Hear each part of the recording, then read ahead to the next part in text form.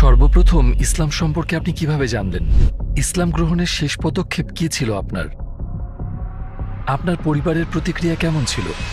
আমি তখন লিফটে ছিলাম, ভাবছিলাম এত বড় বড় আরব লোকগুলো, তাও আবার বন্দুক হাতে। কিছুক্ষণ পর একজন সাদা মহিলা।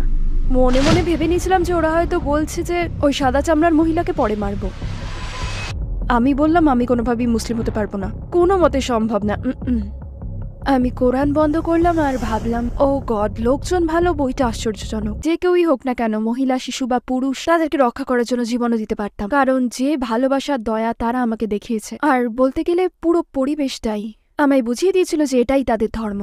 মন তখন খুব ধার্মিক অবস্থায় ছিল না, এমন ছিল না ও আমি মুসলিম হতে চাই। আমি সত্যি বলতে ওখানে একটু নাক গলাতে আর লুকিয়ে কিছু ছবি তুলতে গিয়েছিলাম। কিন্তু যখন আমি প্রধান জায়গাটায় গিয়ে বসলাম, আমার মনে হচ্ছিল আমি একটা শান্তিপূর্ণ ঝর্ণার নিচে বসে আছি, যেন আমার মনের সকল